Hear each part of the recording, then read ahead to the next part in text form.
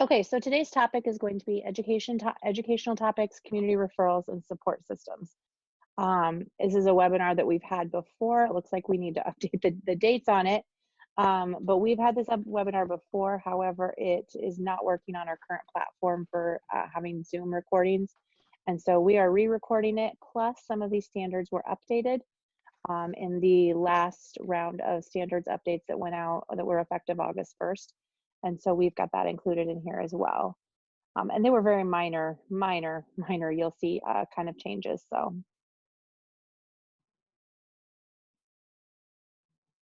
So the standards we're going to be talking about today, we're pulling this right from our linking standards. And so these include education topics are coming from standard 8.04, and then the first couple in standard 10. Community referrals are some of the other standards under 8, some standards under 9, and then 11.01. And then support systems 7.03, 9.01, and 10.06. And these can all be found on our linking standards document. If you don't have access to that or you haven't seen it before, it's great. It breaks down all the standards by topic and it's available on our website. So the first one we're going to talk about is standard 7.03. And what we've included in here first is just the standard itself. So program activities facilitate a connection to the community and promote coordinated response to community needs by encouraging families to first connect with other community members, organizations, and institutions. Oh no, can you guys hear me okay? It's telling me that my internet connection is unstable. I can hear you fine. Okay. Okay, well then I'll just keep going, and if it cuts out, it cuts out. And then B, contribute time and skills to family support and community building efforts if and when it is appropriate to do so. So that is probably one of the more challenging pieces on this. Hold on just a minute, I want to read this chat. Good, okay, glad. So as you're beginning to craft policy and think about what your procedure and approach to 7.03, here are some questions and topics that you might want to consider. First of all, and probably the biggest takeaway from today's webinar is your program's referral process. So what is your program's referral process? How does your program differentiate between what is a referral and what is information sharing? What is the distinction there? Because oftentimes, we give out lots of information about various events around the community. Are those considered referrals by your program, or is it only family specific referrals? So you recognize that this child has a potential developmental delay because of an ASQ screening, and you make a referral for that specific family to AEA. Your programs get to define what they consider a referral, and that's going to be fundamental to the rest of the standards in today's topic that we're going to be covering. So, the first kind of step is to really reflect on your program's referral process and figure out what that looks like. What is a referral? When do you make a referral? How do you document a referral? How do you document follow-up on the referral? All of those pieces. And then specifically to standard 7.03, how does this relate to connecting participants to the community? Again, is it documented? Where is it documented? How is it documented? And one of the things that we find quite a bit in TA is the documentation consistent between all of your family support workers, your parent educators, the nurses perhaps that you have going in to visit with families into the homes. Consistency on documentation of referrals is really important. So crafting policy that kind of answers some of these questions then would go towards getting a good 7.03 policy written. How does your program inform participants of community events? Is that documented? How and where? How does your program encourage participants to give back to the community? So this is B under 7.03. And this is really a challenge for some programs. I think most programs do it, they just don't really think about it. So how are you working with your families to encourage them if they're ready? Not every family is going to be ready for that. Families that are experiencing crisis, that's not where their focus is. But once a family is stable and meeting consistently and those kinds of things. How do you give them the opportunity or encourage them to contribute back to the community? And then, kind of following up, in what circumstances do professionals gather information on referrals and information sharing? So this is really just that conversation about, or making sure your policy addresses what is a referral. And in this instance, we're talking about referrals to other agencies for the families. We're not talking about incoming referrals.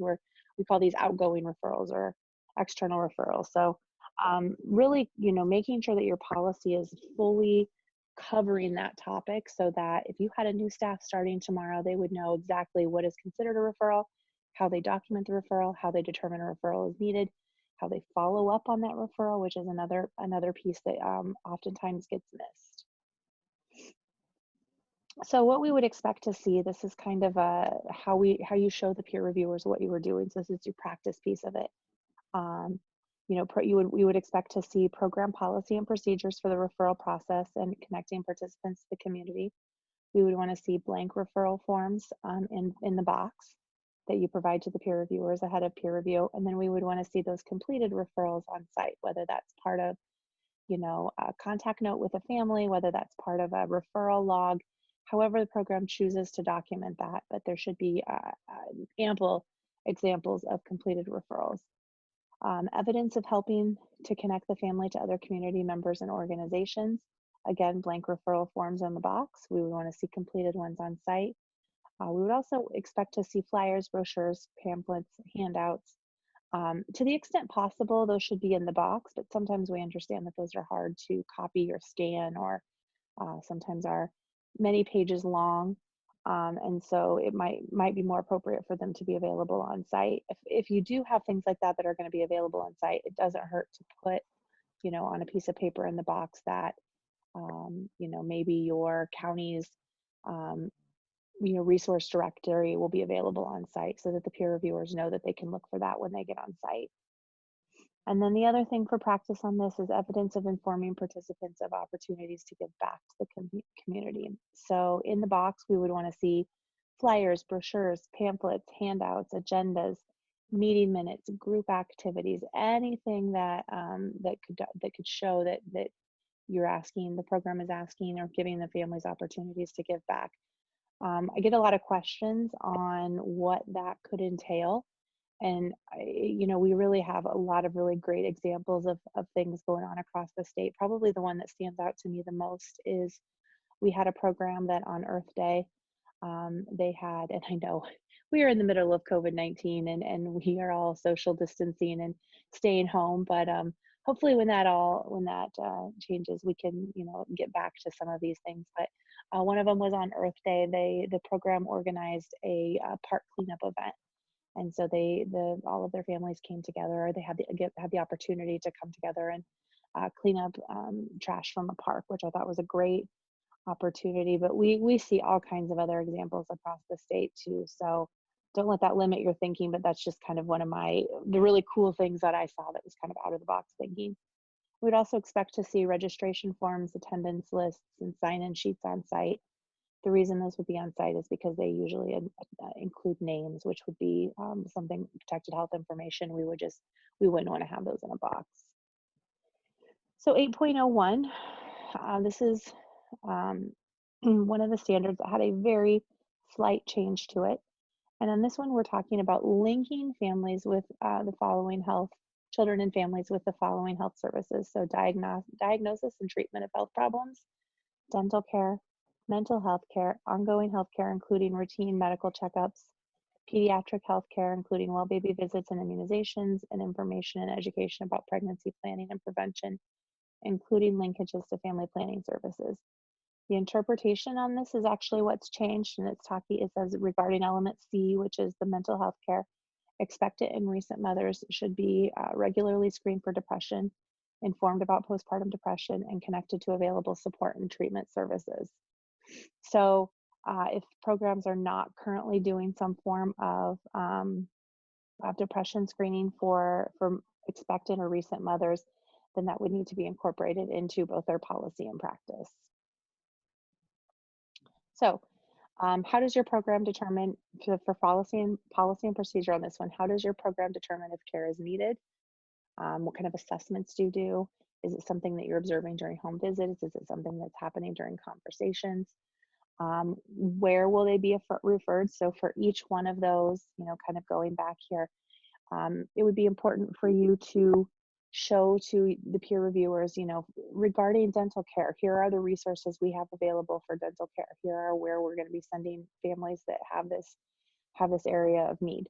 And that would occur for each one of those bullet points on there. Sorry, I'm flipping back and forth. So, you would want to make sure that every bullet point has at least something. I understand that in rural communities, some of those things are kind of hard to come by. And so you might need to be a little bit creative and think outside the box about where you might refer them. And it might be that the place you're referring them is 2 counties away. We understand that. This is Iowa.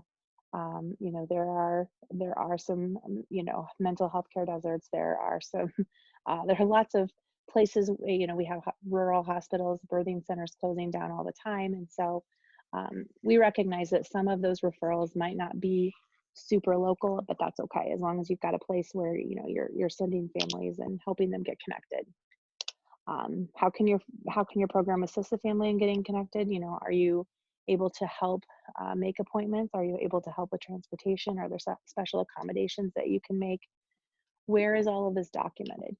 Is it documented as part of in your contact notes? Is it documented somewhere else in a referral log or on an assessment? Where is this documented? And then equally as important is, where are we documenting follow-up? So, let's go back to here where perhaps a referral, we're linking the family with pediatric health care. Maybe they didn't have anywhere for the baby to go after the baby was born, a pediatrician or a doctor.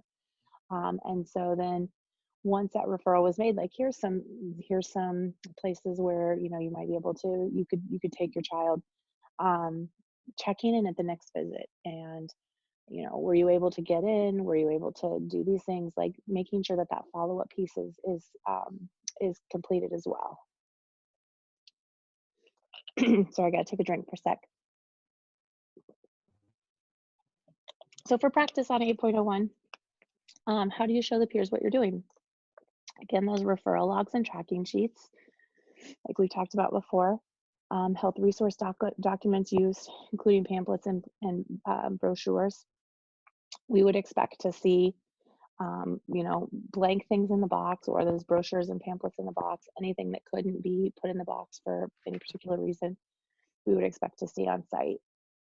Flyers on community activities, free health clinic days, dental buses that come. I know there are lots of different things that we see throughout the state on various clinics and things that might be available free of charge. So anytime that there's a flyer that you hand out to families on that, you would want to keep those also for your box and put those in the box. Releases of information as applicable. For example, if the family needs help accessing service and they need you to call for them, that might be an opportunity for a need for a release of information to be completed. So blank in the box, completed on site, would be part of the family files. And then sometimes it's helpful to kind of give the peer reviewers an idea of where in your case notes these things are going to be covered. So you might want to print off a blank copy of your case notes and kind of highlight, like, this is where, like, circle it, highlight, or whatever.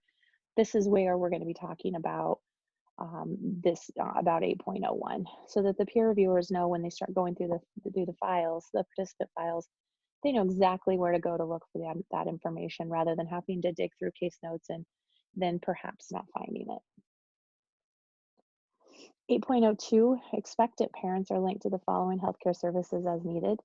And this does have different topics, but it's the same premise. So we've got prenatal health care, genetic risk identification and counseling services, labor and delivery services, nutrition services, dental care, mental health care, and postpartum care. And again, we've got the same interpretation in there about linking services, or regularly screening for depression, and linking them as needed, or providing information about postpartum depression as needed.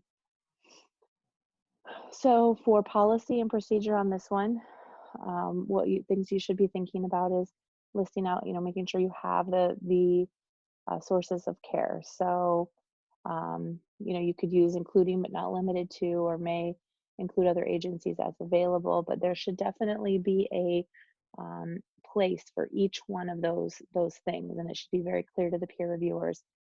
For labor and delivery services, this is where we refer families to, and it might be a couple of different places, depending on where you're at in the state. For dental care, these are where we refer them to. Postpartum care, this is so.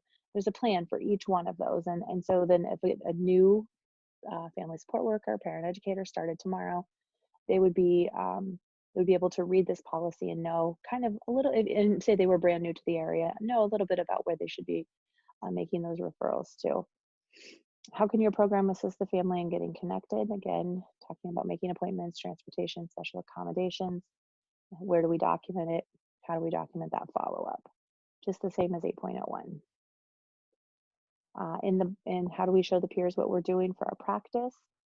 If you have a curriculum that you follow, a specific curriculum that you follow, you may want to include information from the table of contents on the box that talk about that. For example, Parents as Teachers has some parent handouts on postpartum depression, so you may want to include some of those things in there as they meet the topics here in 8.02. And then you'd also want to make sure that the full curriculum was available on site. I know I cited Parents as Teachers earlier. I know that that's available electronically. And our peer reviewers, I think, for the most part, know that. Referral logs, blank in the box, completed on site. Prenatal resource documents used, such as, brochures, pamphlets, handouts, those kinds of things.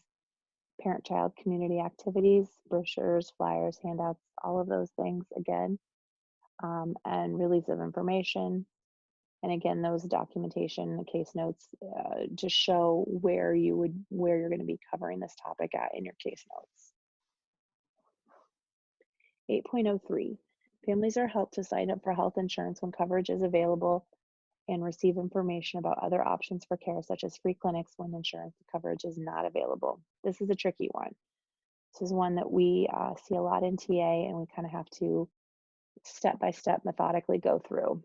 So first of all, we have to figure out, your policy should address, how do you learn of the family's insurance needs? Is that part of the like an incoming assessment that you do?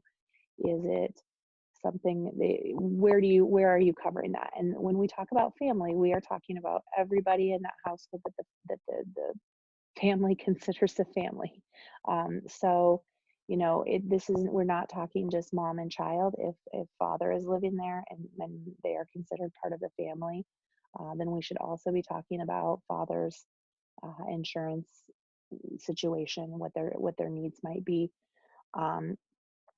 And then also, what are your community's health insurance options? So what options do you have in terms of, state insurance, private insurance? Maybe it's available through a job, or they purchase it on the exchange. Free options, Medicaid again. That we should be gathering information about your community's health insurance options, and perhaps even state, insurance options as well. How does your program connect families with these resources? So once we learn, maybe mom has a 2-year-old and no longer has Medicaid available to her, what are the resources then that are available, and how would we connect families with these resources? Our policy should talk about, assisting with applications, scheduling, perhaps transportation options if that's something that your program offers, documenting the insurance needs and then how you're addressing those insurance needs, and follow up. And again, the standard says when insurance isn't available, we're talking about free clinics, those kinds of things. So again, we would as we see, again, the dental buses come through, or free health clinics come through, or even like, I know what's available. I know resources that are available in Eastern Iowa. So in Eastern Iowa, we have like the Bethany bus, and they do, I believe it's dental screenings for children as well. But different as those opportunity or those things are available, there are flyers and handouts that you would include for previous years about those things that like, hey, this is a place that we can help families access free resources if they don't have insurance available to them. I got a little ahead of myself apparently. So local health fair flyers, health insurance applications and information, blank forms. This is practice, so this is things we'd want to see in the box. Blank program intake form or other forms that ask about families of health insurance. Oftentimes we see that on initial assessment forms. Flyers, brochures, handouts, curriculum topics, referral logs, blank in the box completed on site, where that's covered in your documentation. Some programs, it's not included on an initial assessment, but it is covered in the first couple of visits just as a conversation, and so it would be documented in the case notes.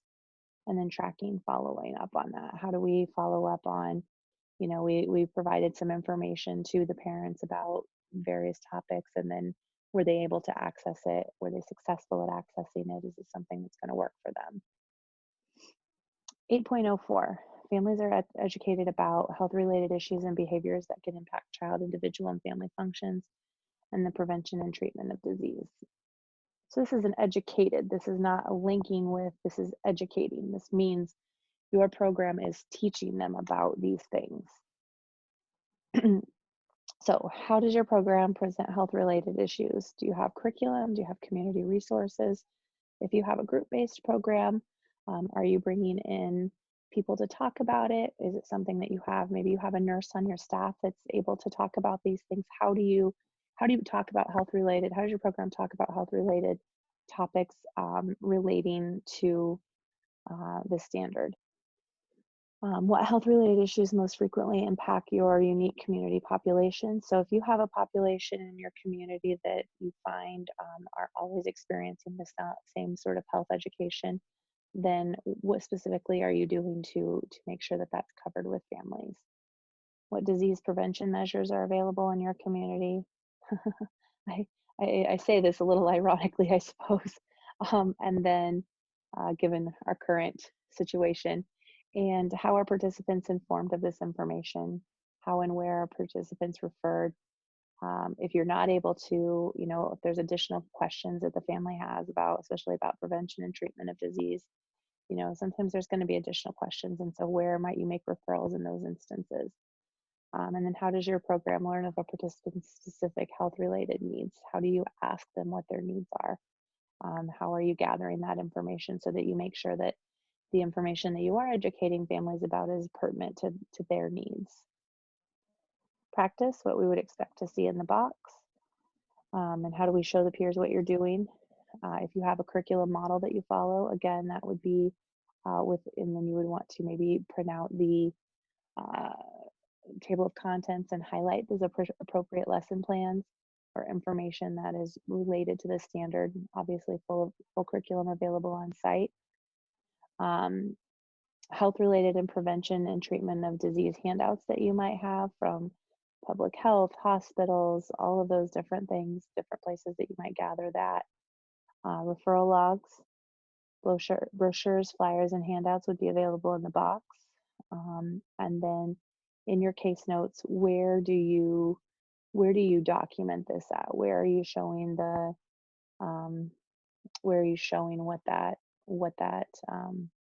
you're covering those topics with the families? 9.01, families are helped to reduce social isolation and develop positive connections with others by maintaining and strengthening their relationships with others within the family, including the extended family, and developing and expanding their informal networks, including connections with friends, neighbors, and community members. So this is helping reduce social isolation, encouraging relationships with others, strengthening relationships with others, and those kinds of things.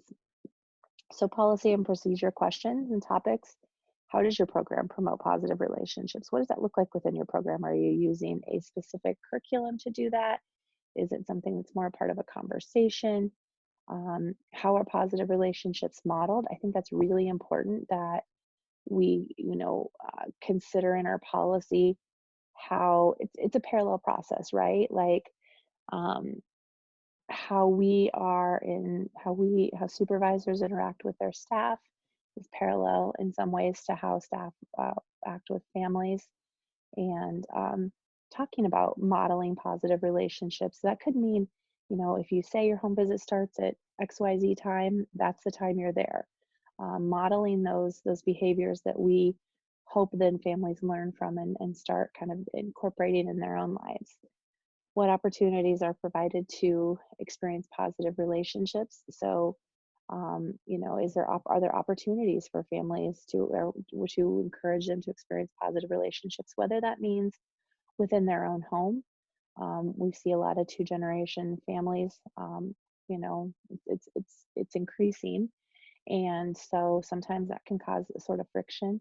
How are we helping them to experience positive relationships in those environments? And then in situations when maybe they're feeling socially isolated, giving them opportunities to experience positive relationships with people outside of their home.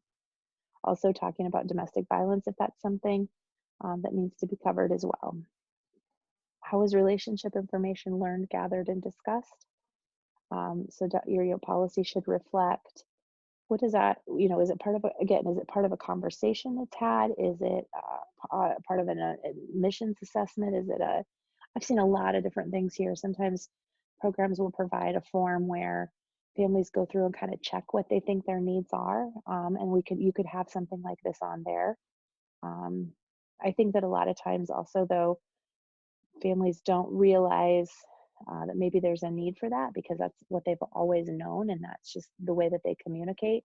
And so it may have to be a more subtle conversation rather than, families might not recognize that need within themselves right away. How and when are participants encouraged to expand their relationships with family, friends, and peers? And that kind of goes to what we spoke about above. For practice, resources utilized to discuss positive relationships, including curriculum handouts and informal documents, community events calendars, website printouts. I see a lot on this one of like community library events, things like that. And we know that by getting families, by encouraging families to participate in those informal sessions, they do start to form relationships. They start to know people within their community, and maybe they start talking outside of that library event, and that's exactly what we want to have happen. Social media, if applicable, if there's a program, Facebook website or Facebook's page, or however it is, you might see that people begin to interact that way. And then referral tracking if necessary. 902, families are helped to access community services that meet basic needs and help them care for their children, including as appropriate. And we've got several of them bullet pointed here. So the intent of this standard is helping families connect with these basic needs. So that might mean, first of all, we need to figure out who provides those services in your community, and each of those bullet points need to be addressed in some way, shape, or form. And again, it might not be that it's readily available in the community that family lives in, and in fact, oftentimes will not be. And so, is it available in the county? Is it available in the county over? Where might that be available? How does the program know when these services are needed, and how are they accessed?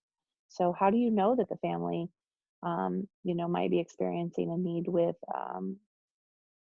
for example, family or food and nutrition services? You know, um, Sometimes families will come right out and say it. Sometimes families are hesitant to ask for those kinds of things. And so, how are we gathering that information? Um, lost my spot there for a second. Transportation. What are some of the barriers to helping families access those? And then how is your program able to overcome those barriers? Is transportation something you offer? How are you able to assist in applications if needed, or scheduling if needed? Especially, in times of crisis like we're living in right now, things of how we might ordinarily make referrals and, who we ordinarily might contact are very different.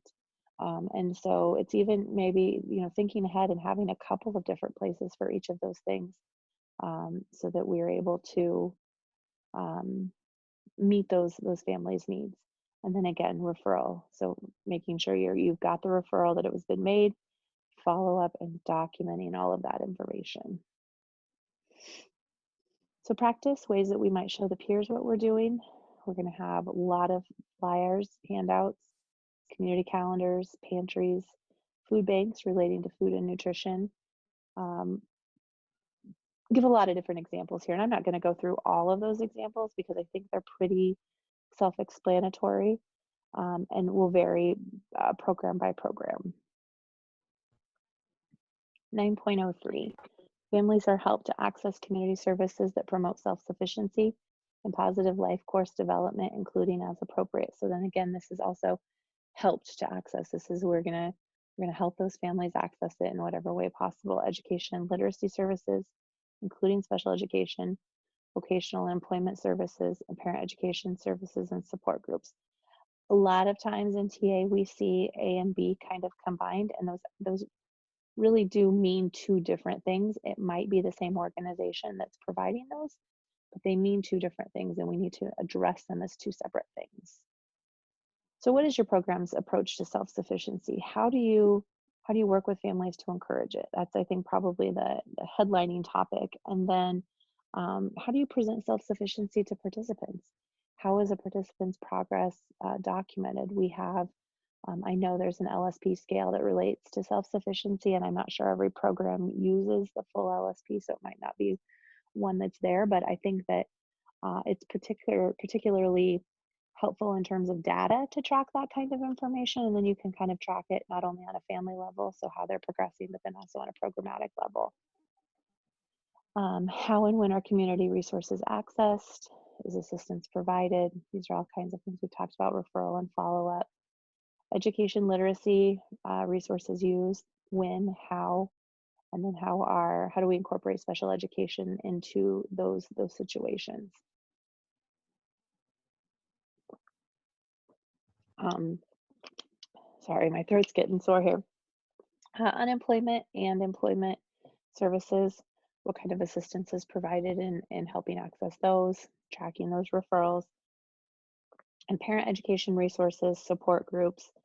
A lot of programs do have a component of their program that offers those. Some programs do not. And so if you do have a component, obviously this is where you cover it.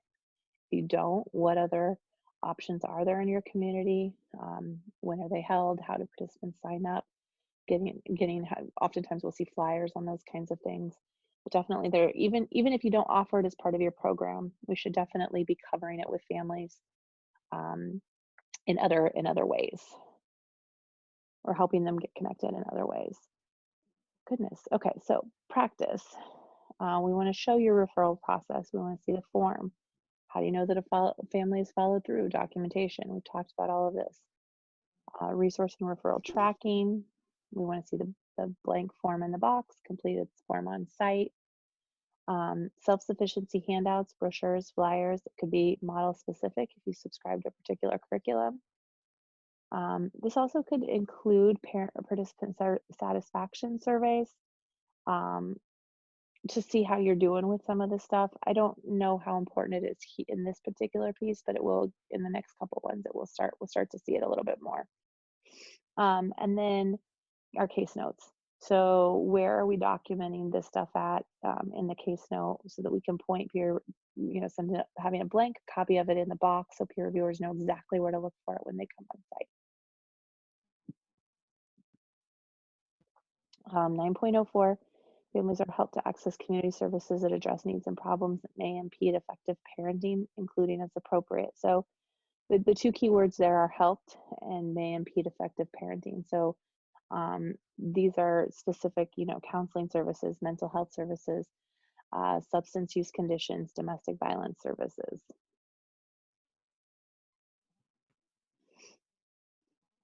So the policy on this one, again, looks very similar to the rest. How are participants connected? How are they referred? What does that process look like? And it might look different for each one of those. We should be really addressing each one of those. I know the county that I'm from and the program that I used to work in, the way that you access domestic violence services is very secretive and you have to know that. And so it might not be something that you include in policy, but it might be, talk to this particular person who can help kind of walk you through it. And to describe it as best as you can without violating that confidentiality of those domestic violence services. Um, how is it determined when these issues no longer impede effective parenting? Who determines that? Where is it documented? Um, and really, those would be the things we would expect to see. If we do recognize that one of these things is as a need for the family, we would expect to see that reoccurring conversation on multiple home visits until either the issue is resolved or the family doesn't feel like it's as big of a big thing for them any longer. Practice, trying to see if there's anything really that different in here, but again, this is a lot of the same pieces. Resource and referral tracking, brochures, flyers, and handouts, any curriculum that you might use relating to those topics, satisfaction surveys, releases of information, and then exactly where you would document those things. 1002, so we're getting into 1002. Standard 10 is parent education services, so how we educate families about particular things. So families are educated about child development and child rearing topics that include, and we have quite a few of them here. So each one of those bullet points, again, needs to be addressed in some way, shape, or form. So if you're using a particular curriculum, you would want to show for basic caregiving routines, here are the parent handouts we use, or here are the things that we provide families to review, or here's how we address that. And it should be for every single one. There should be a thing. I know some of these sound very similar, but we really want to see each one of those things being addressed. And your policy would include, so the difference between policy and procedure is, your policy says this is what we're going to do, and your procedure says this is how we do it. So it very well could be that in that instance, you say, this is what we're going to do. We're going to educate families about these child development and child rearing topics, including these topics. And then your procedure goes through and breaks each one of those down. Like, this is how we do basic care and caregiving routines. This is how we do this. And then if you need additional information for each of those topics, who would your program refer to? Are there other agencies that are able to provide some of those things in greater in detail? I know. Trying to see if there's one. I used to get a lot of referrals. I give a lot of referrals to like childbirthing classes. It doesn't really fall under any category here. One we see a lot is age appropriate behavior expectations and appropriate discipline for children. And so, we definitely want to cover those. And if families need additional support and information, who we might refer them to for those topics. Support groups, peer interactions, parent education groups. Does your program provide those or make referrals to those? How are home visits or information tailored for participants' unique needs? And then how do you make accommodations for language literacy or special needs? So if there's a family that is reading at a lower level, how do you provide curriculum to them in a way that's going to meet their needs and the way that they learn? And then for practice, we would expect to see obviously some examples of curriculum or handouts in the box, brochures, flyers, community events, information from WIC or primary care physician, early access, releases of information, lesson plans, goal planning, and then potentially even home visit or group observation during the peer review if that is something that we don't do it for every peer review. Those are both required for every full peer review, but on expedited, it's up to the programs whether they want to do that. But that would be also a place where peer reviewers would be able to kind of, yep, that's being covered, kind of check that off. 1003, expectant parents are educated about the following topics, and there's several of them there. So the difference between 1002 and 1003 is, one is parents and one is expectant parents. So again, each one of those bullet points needs to be covered. We need to have a way that we're addressing each of those, and that would be found in your procedure. Excuse me. Um, so, how and when are prenatal participants educated on the topics? Does your program track prenatal visits? Is there a way that you follow up, like, hey, since last time I saw you, have you been to the doctor? Are you encouraging them to follow up through prenatal care? Those would all be found in policy. Are participants encouraged to participate in prenatal activities such as group activities, childbirthing classes, different things like that, or even a nest if there's a nest local. And they're called various things across the state, but nest is probably the one they're most often referred to. Does your community provide prenatal interactions such as Lamaze, peer support, parents to be, um, daddy, like the dad boot camp? Was one that I've seen recently. That was pretty cool. How and when would you provide referrals for additional services? And then how do you address special needs and high risk pregnancies? Practice, table of contents from the curriculum, sample handouts or lesson plans, prenatal health flyers, special events and announcements, community event invitations. There's like a lot in some of the larger communities. We'll see like they'll have those events. They're like I think of them like the home and garden show, but they're for like expectant parents, and I don't know what they're called. I'm losing the words there on that one, but it would be similar to that. Do you make referrals to those kinds of things? 1004, parent education services promote self-sufficiency and self-efficacy by building on family strengths and addressing topics related to positive personal functioning and development as appropriate to the need of the service population. Okay, so what we're talking about here is self-sufficiency and self-efficacy. And we're going to do that by building on family strengths and positive personal development, functioning and development. Sometimes these standards get really wordy, so I like to break down like what it actually means.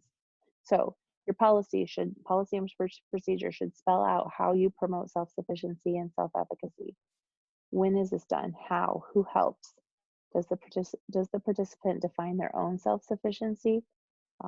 This could be done as part of goals. I think that might be a way that you could bring it into it and talk about when you're setting goals, have self-sufficiency be part of the conversation. So families kind of understand where we're hoping to kind of guide them, and when and how a recommendation is made. What resources are available for additional assistance in those topics? When would they be used? How is progress gauged? How is it tracked? Where, how? Again, various tracking tools with data such as the LSP could be incorporated, but it could be something else as well. It could be a self survey that you administer to the families where they kind of gauge their own success on those things, and that could be really helpful as well. Where like every 6 months you ask them to kind of complete their own little um, like survey of how they're doing. And when a participant meets a goal or exhibits progress, how does the home visit encourage or celebrate and continue the motivation? What are the program expectations regarding that? So in the box and on site, peer reviewers would be reviewing table of content, curriculum table of contents relevant to the areas that relate to the standards, curriculum samples, brochures, flyers, handouts, referrals, calendar of community events, library, calendar of events, community resource guides, informal materials from community agencies. Direct the peer reviewers again where this is captured in the case notes, in the case contact notes or whatever it is you want to call them, where the peer reviewers would find information about this. And then possibly if the peer reviewers were on a home visit or group observation, they would then see it there as well. 1006. So 1006 is a standard that is for parent education programs only. So group parent education, group-based parent education programs. And that is group programs provide participants with opportunities to contribute by asking questions and sharing their experiences. Listen to and learn from those who are similar and different from themselves, develop positive relationships with others, assume responsibilities and develop leadership capacities, and partner in activities of interest. So again, each one of these things need to be addressed. Some of them sound very similar, but they aren't, and you need to address them all individually. So group sharing, how and when are participants encouraged to contribute during group activities? How is this documented and where? So I would encourage, when we're talking about group-based parent education, I would encourage you to consider, how do you capture documentation of each family's attendance in those groups? Are they in a separate binder or form or something like that? But I think it's equally as important to make sure that there's some sort of documentation of that individual's family response to those things.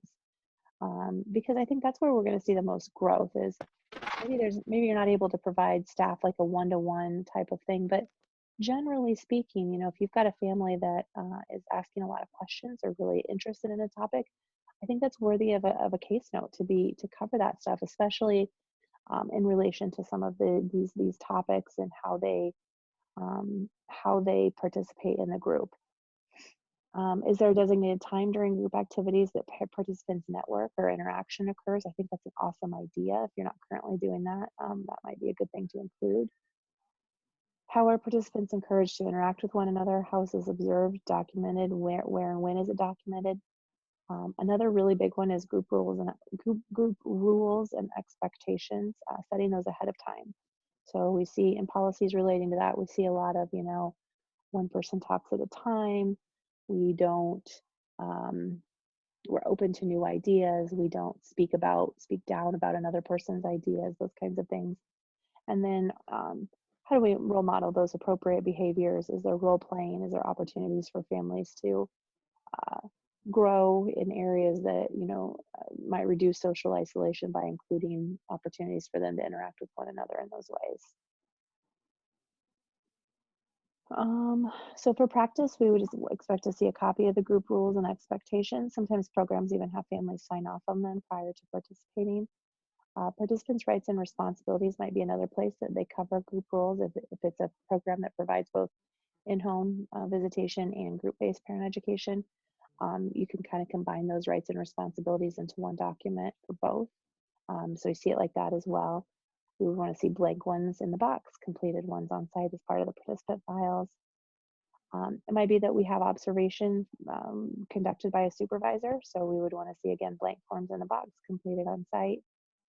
Curriculum table of contents. There's a lot of really great group-based parent education curriculums out there, and programs are using all of them.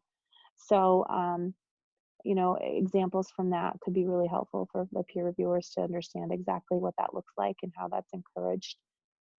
Group invitations. So, if you create a flyer or a handout, or maybe you put the group on Facebook, printing out that event page on Facebook so the peers can see that.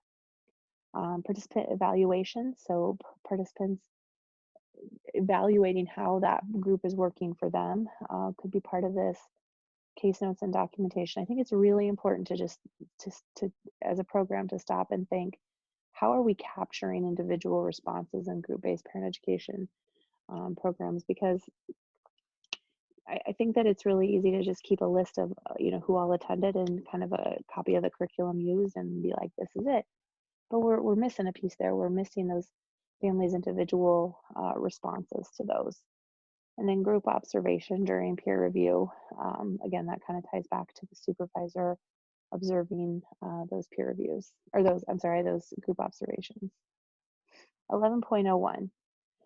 Children are connected to support services and activities that promote their physical, cognitive, social, and emotional development, including as appropriate education services, counseling and therapeutic services, health services, and social, recreational, and physical activities. Standard 11 is specifically related to child development screening. So screening for potential delays and those things. So this is going to get pretty focused on those topics. So questions that you would want to ask yourself when crafting policy and procedure. What specific education services does your program offer?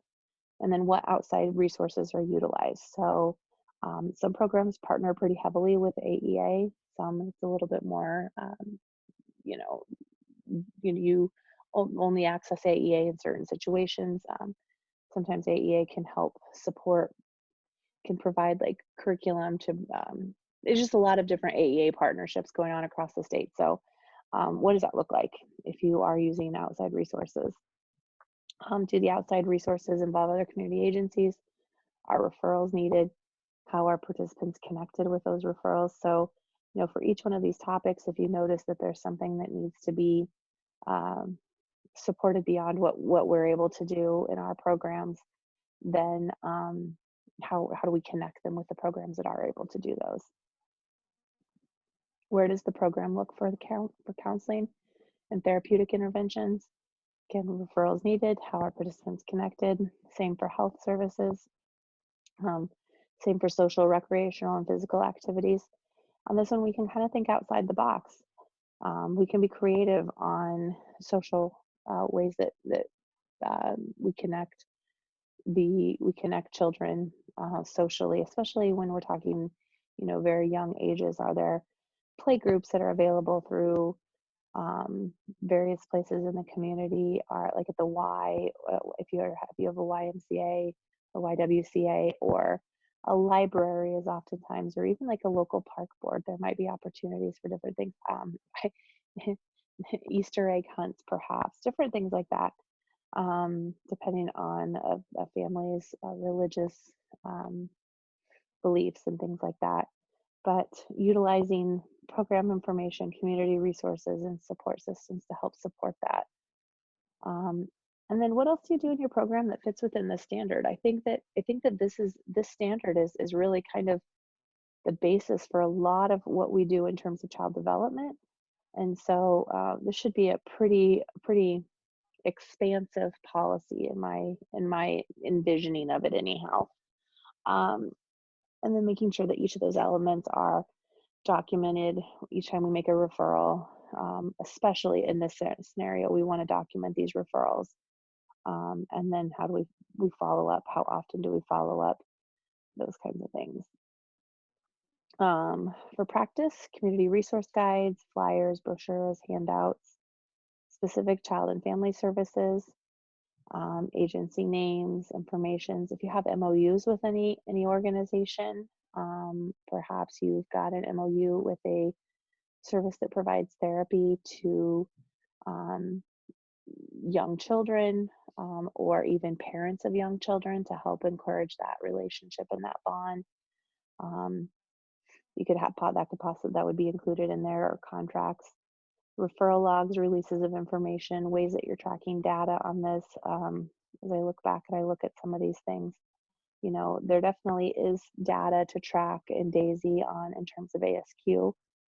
And so, that might be information that you would include in your practice.